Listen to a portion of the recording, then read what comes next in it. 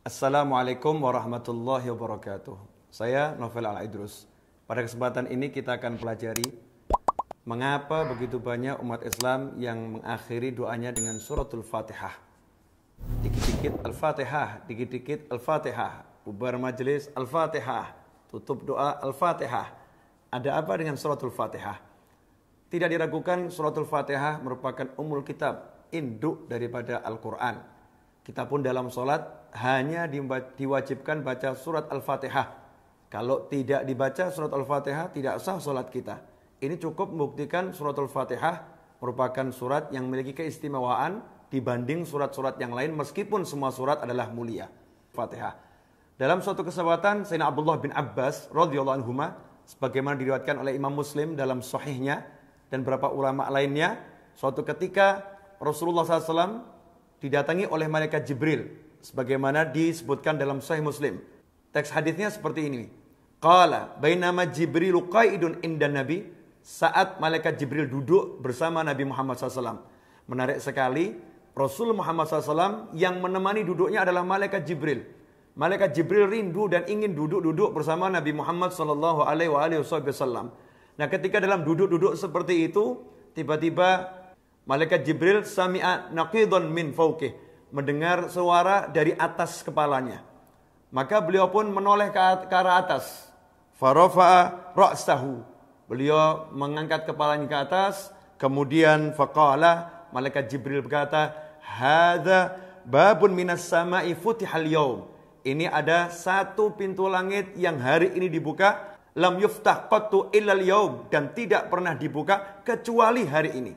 Jadi malaikat Jibril mengatakan, ini sekarang pintu langit ada yang dibuka ini. Dan tidak pernah dibuka kecuali hari ini. Sejak diciptakan gak pernah dibuka. Setelah itu malaikat Jibril berkata, fanazala minhu malak. Dari pintu ini sekarang turun malaikat. Dari pintu ini sekarang turun malaikat. Faqala. Kemudian malaikat itu tiba-tiba sudah berada di hadapan Nabi Muhammad SAW. Malaikat Jibril menceritakan, hadza malakun nazza ilal ard. Ini malaikat turun dari langit menuju bumi. Lewat pintu yang satu itu. Lam yanzil qattu illal yaum. Dan malaikat ini tidak pernah turun kemanapun kecuali hari ini. Baru pertama kali. Perdana nih malaikat turun ke muka bumi dan langsung menjumpai Nabi Muhammad sallallahu alaihi wasallam. Apa kepentingan malaikat ini? Sampai-sampai dia turun padahal dia nggak pernah turun. Kecuali baru hari itu. Kepentingannya tiada lain adalah fasallama. Maka malaikat itu mengucapkan salam kepada Nabi Muhammad SAW waqal, dan kemudian berkata, abshir binurain, berbahagialah wahai Nabi Muhammad SAW, karena engkau mendapatkan dua cahaya. Utitahuma lam yu'tahuma nabiyyun qablak, yang diberikan kepadamu dan tidak ada satu nabi pun sebelummu yang diberikan dua cahaya ini. Apakah itu? Fatihatul kitab wa khawatimu suratil Baqarah, yaitu surat Al-Fatihah dan penutup surat Al-Baqarah, atau yang lebih kita kenal dengan Amanar Rasul.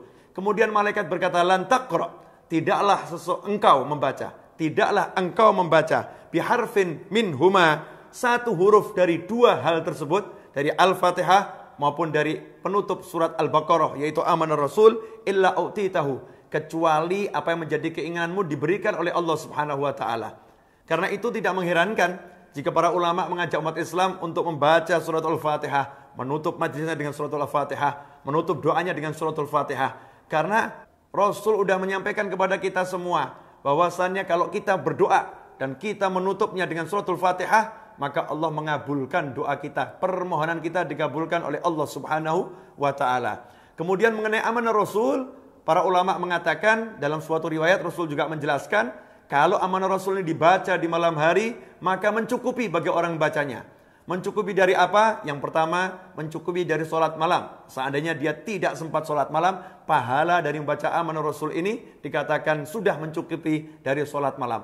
Kemudian juga mencukupi dari apa? Mencukupi dari syaitan. Sehingga malam itu dia tidak akan digoda atau diganggu oleh syaitan, karena Allah akan melindunginya. Karena itu mari kita ajak semua untuk mengamalkan suratul Fatihah. Maka tidak jadi masalah dan sangat bagus kalau dikit-dikit Al-Fatihah, dikit-dikit Al-Fatihah. Semoga barokah dan manfaat. Wassalamualaikum warahmatullahi wabarakatuh.